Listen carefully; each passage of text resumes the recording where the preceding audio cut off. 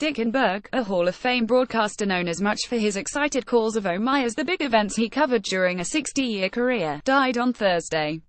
He was 82. Enberg's daughter, Nicole Enberg-Vaz, confirmed the death to the Associated Press. She said the family became concerned when her father didn't arrive on Thursday on his flight to Boston, and he was found dead at his home in La Jolla, a San Diego neighborhood, with his bags packed. His daughter said the family believes Enberg died of a heart attack but was awaiting official word. "It's very, very, very shocking," said Vaz, who lives in Boston. Had been busy with 2 podcasts and was full of energy. Enberg's wife Barbara was already in Boston and expecting his arrival. The family is grateful for the kind thoughts and prayers of all of Dick's countless fans and dear friends, according to a statement released by Enberg's attorney, Dennis Coleman. "At this time we are all still processing the significant loss, and we ask for prayers and respectful privacy in the immediate aftermath of such untimely news." Enberg got his big break with UCLA basketball and went on to call Super Bowls, Olympics, Final Fours and Angels and Padres ball games as well as Rams football games. He retired from his TV job with the Padres in October 2016, capping a 6-decade career punctuated with countless calls of "oh my" and describing big plays.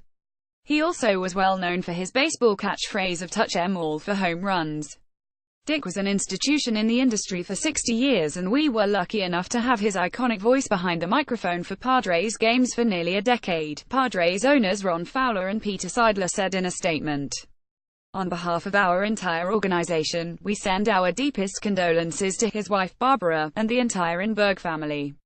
J. Billers at J. Billers. "I first met Dick Enberg when I was in college, and had the honor and privilege of knowing him ever since. I grew up listening to Dick in Los Angeles, and had the great honor of working with him. He was the best of the best in every way. Rip Dick Enberg." Pic.twitter.com Lut1UV6TJ, December 22, 2017. Raised in Armada, Michigan, Enberg's first radio job was actually as a radio station custodian in Mount Pleasant, Michigan, when he was a junior at Central Michigan. He made $1 an hour. The owner also gave him weekend sports and disc jockey gigs, also at $1 an hour. From there he began doing high school and college football games. During his 9 years broadcasting UCLA basketball, the Bruins won 8 NCAA titles.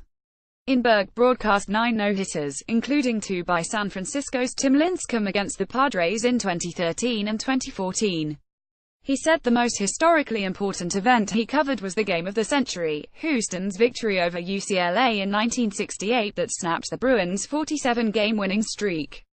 That was the platform from which college basketball's popularity was sent into the stratosphere, Enberg said just before retiring from the Padres. The 79 game, the Magic Bird game, everyone wants to credit that as the greatest game of all time. That was just the booster rocket that sent it even higher. UCLA, unbeaten, Houston, unbeaten. And then the thing that had to happen, and Coach Wooden hated when I said this, but UCLA had to lose. That became a monumental event. Enberg's many former broadcast partners included Merlin Olsen, Al McGuire, Billy Packer, Don Drysdale and Tony Gwynn. He even worked a few games with Wooden, whom he called the greatest man I've ever known other than my own father. Enberg called Padres games for 7 seasons and went into the broadcasters wing of the Baseball Hall of Fame in 2015 as the recipient of the Ford C. Frick Award. John Ireland, the radio voice of the Los Angeles Lakers, tweeted that if there was a Mount Rushmore of LA sports announcers, Dick Enberg is on it with Chick Hearn, Van Scully and Bob Miller. Rams, Angels, UCLA, NBC, and so much more. Was the first famous announcer I ever met, and he couldn't have been nicer. Definition of a gentleman. J.A. Odanda Jadand. Amazing thing about Dick Enberg is he prompts different memories depending on where you grew up. My first thought is of Wimbledon. https://t.cowie10controgzu December 22, 2017. Enberg won 13 Sports Emmy Awards and a Lifetime Achievement Emmy. He received a star on the Hollywood Walk of Fame, and UCLA named its media center in Pauley Pavilion after Enberg this year.